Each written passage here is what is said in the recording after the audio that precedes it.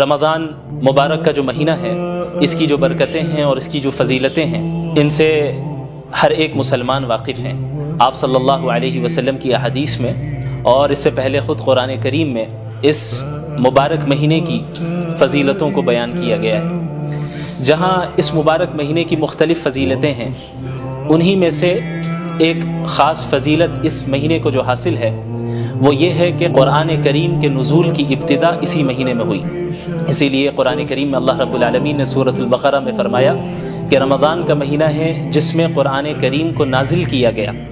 جو کہ تمام انسانیت کے لیے ہدایت نامہ ہے۔ تو ہمیں اس آیت سے معلوم چلا کہ رمضان کے مہینے کا قرآن کریم سے اور قرآن کریم کا رمضان کے مہینے سے ایک گہرا تعلق ہے، ایک گہری نسبت ہے۔ اس نسبت کو سمجھنے کے لیے ہمیں قرآن کریم کے نزول کے مقصد کو سمجھنا ہوگا کہ آخر قرآن کریم کے نزول کی ضرورت ہی کیا تھی، اور اللہ رب العالمین نے اپنے آخری نبی محمد الرسول اللہ صلی اللہ علیہ وسلم پر اس مبارک کلام کو کیوں نازل کیا۔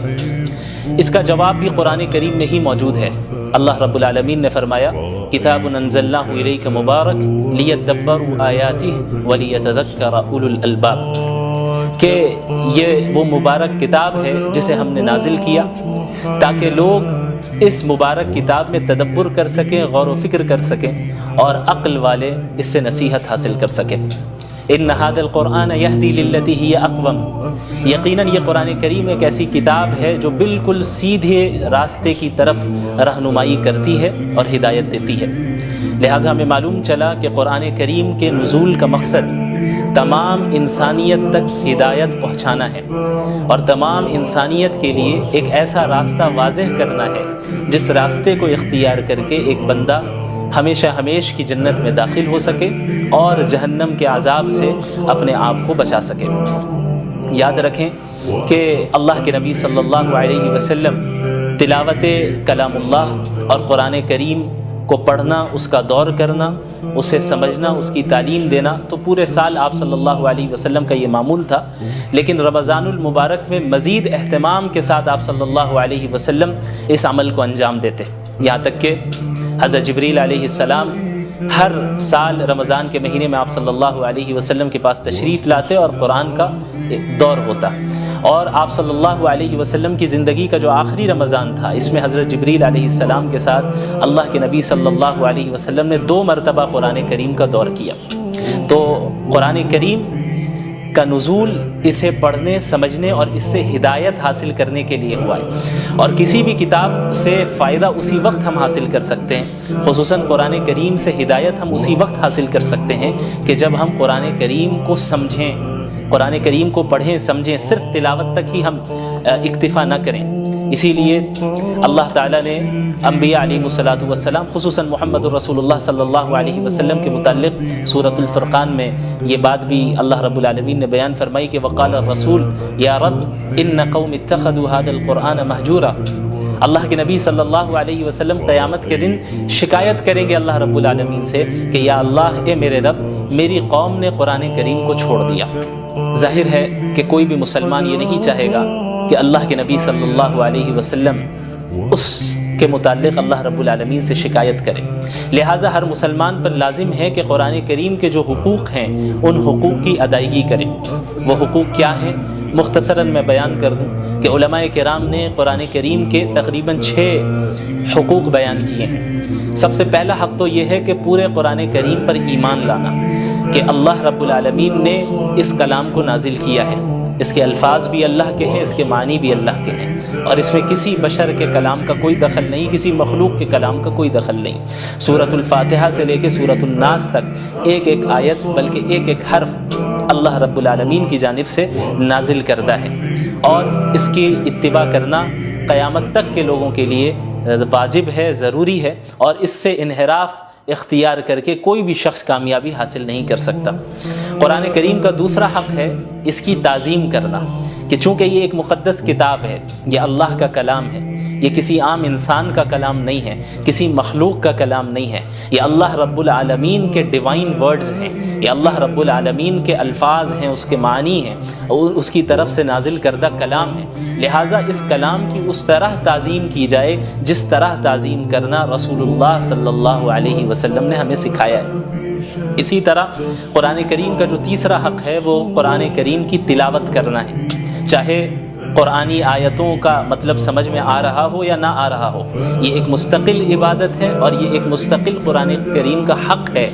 کہ ہم قرآن کریم کی تلاوت کریں، جیسا کہ قرآن کریم میں اللہ رب العالمین نے انبیاء علیہ الصلاۃ والسلام کی بعثت کے مقاصد کا ذکر کیا، رسول اللہ صلی اللہ علیہ وسلم کی بعثت کے مقاصد کا ذکر کیا، تو وہاں پہ اللہ کے نبی صلی اللہ علیہ وسلم کے متعلق اللہ نے فرمایا یتلو علیہم آیاتہ، کہ وہ قرآن کریم کی آیتوں کو تلاوت کر کے سناتے ہیں، اس کی تعلیم بھی دیتے ہیں اور اس کی تلاوت بھی کرتے ہیں۔ تو تعلیم کو الگ ذکر کیا گیا اور تلاوت کو الگ سے ذکر کیا گیا، جس سے معلوم چلتا ہے کہ قرآن کریم کی تلاوت کرنا چاہے وہ سمجھ میں آئے یا نہ آئے، یہ ایک مستقل عبادت اور یہ قرآن کریم کا ایک مستقل حق ہے۔ اسی طریقے سے قرآن کریم کا جو چوتھا حق ہے اور بہت اہم حق ہے وہ ہے قرآن کریم کو سمجھنا، کیونکہ قرآن کریم کا نزول محض تلاوت کے لیے نہیں ہوا، قرآن کریم کا نزول محض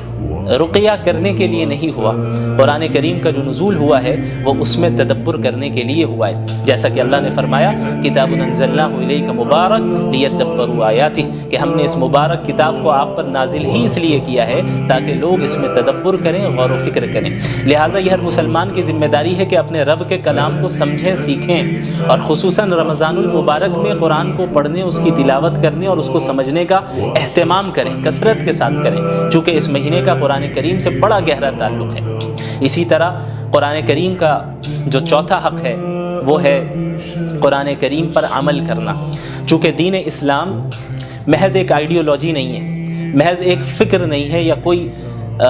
فلسفہ نہیں ہے کہ جسے کسی نے پیش کر دیا اور جس کا عملی زندگی سے کوئی تعلق نہیں ہے، بلکہ قرآن کریم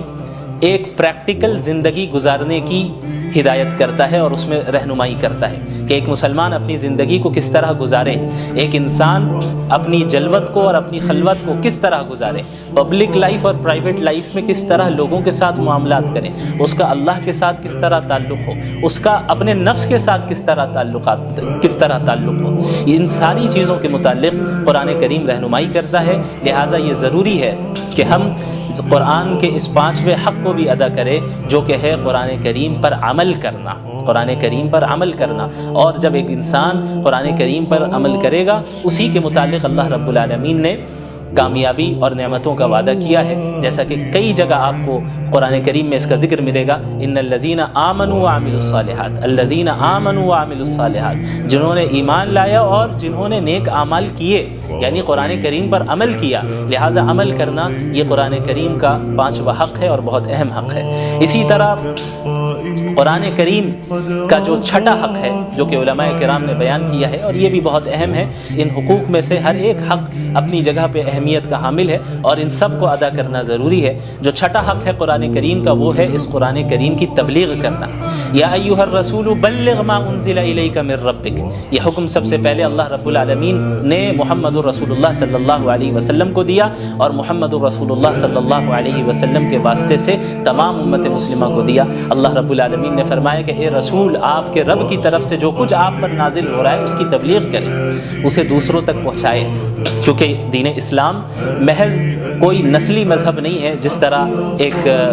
طرح یہودیت ہے جو کہ ایک نسلی مذہب ہے۔ قرآن کریم اور دین اسلام اس طرح نہیں ہے، دین اسلام کا دروازہ تو ہر ایک کے لیے کھلا ہے، جو بھی ایمان قبول کر لے، جو بھی اسلام میں داخل ہو جائے، جو بھی قرآن کو سچا کلام مان لے، جو بھی صحیح عقائد اختیار کر لے، اعمال صالحہ کرے، اس کے لیے جنت کا وعدہ ہے، اس کے لیے اللہ کی نعمتوں کا وعدہ ہے۔ تو یہ جو امت ہے، امت مسلمہ، یہ امت دعوت ہے، جیسا کہ سورۃ البقرہ میں اللہ نے فرمایا کنتم خیر امۃ اخرجت للناس، کہ تم وہ امت ہو جسے تمام انسانوں کے لیے نکالا گیا، محض مسلمانوں کے لیے نہیں، محض مخصوص خاندان کے لیے نہیں، محض مخصوص علاقے والوں کے لیے نہیں، للناس اللہ نے فرمایا کہ تمام انسانیت کے لیے اللہ رب العالمین نے اس امت کو بھیجا ہے، تأمرون بالمعروف وتنہون عن المنکر، کہ تم انہیں نیکیوں کا حکم دو اور برائیوں سے روکو، وتؤمنون باللہ، اور تم ایک اللہ پر ایمان رکھو۔ لہٰذا قرآن کریم کا یہ چھٹا حق ہے کہ ہم قرآن کریم کی تبلیغ اور اس کی اشاعت کریں، تمام اقوام عالم تک قرآن کریم کے پیغام کو پہنچائیں اور اس فریضے کو ادا کریں جو فریضہ اللہ کے نبی صلی اللہ علیہ وسلم کو اللہ تعالیٰ نے دیا، اور اللہ تعالیٰ کے نبی صلی اللہ علیہ وسلم نے خصوصاً حجۃ الوداع کے موقع پہ امت مسلمہ کو سونپا، اور آپ صلی اللہ علیہ وسلم نے فرمایا تھا کہ فَلْيُبَلِّغِ الشَّاهِدُ الْغَائِبُ، تم میں سے جو بھی موجود ہے میری بات ان تک پہنچا دے جو یہاں پر موجود نہیں ہے۔ تو یہ سلسلہ تبلیغ کا اور قرآن کریم کی اشاعت کا عہد نبوی سے جاری رہا، یہاں تک کہ آج اس صدی میں بھی ہم تک اسی طرح قرآن کریم پہنچا، اپنی تمام تفصیلات کے ساتھ، تمام تفسیر کے ساتھ، تمام تشریح کے ساتھ، اور اب یہ ہماری ذمہ داری ہے کہ قیامت تک کے لوگوں کے لیے ہم اسے جاری رکھیں اور اس کے پیغام کو عام کریں۔ تو جب ہم قرآن کریم کے نزول کے حقیقی مقاصد کو سمجھیں گے اور قرآن کے حقوق کو سمجھیں گے تو قرآن کریم کے ساتھ وقت گزارنے میں بھی ہمیں لذت محسوس ہوگی۔ خصوصاً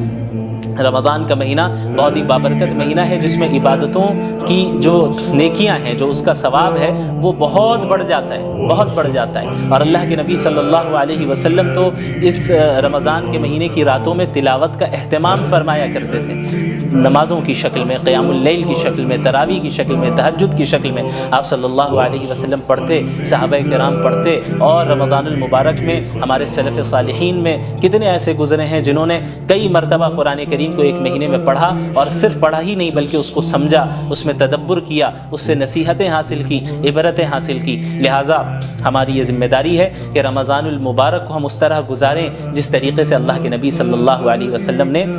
گزارا۔ یہاں تک کہ بعض سلف صالحین کے معمول کا ذکر ہوتا ہے کہ بڑے بڑے محدث جو پورے سال حدیث کا درس دیا کرتے تھے، جب رمضان المبارک کا مہینہ شروع ہوتا تو حدیث کے دروس، فقہ کے دروس، ساری چیزوں کو موقوف کر دیتے اور مکمل طور پہ اپنے آپ کو قرآن کریم کے درس، قرآن کریم کی تدریس کے ساتھ مشغول کر دیا کرتے ہیں، اس کو پڑھنے اور اس کو پڑھانے میں اپنے آپ کو مصروف رکھتے کہ چونکہ اس مبارک مہینے کا قرآن کریم سے بڑا گہرا تعلق ہے، لہٰذا اس مبارک مہینے میں ہم زیادہ سے زیادہ قرآن کریم کے ساتھ ہی وقت گزاریں گے۔ اللہ رب العالمین ہم سب کو ان باتوں پر عمل کرنے کی توفیق عطا فرمائے۔ وآخر دعوانا الحمد للہ رب العالمین، والسلام علیکم ورحمۃ اللہ وبرکاتہ۔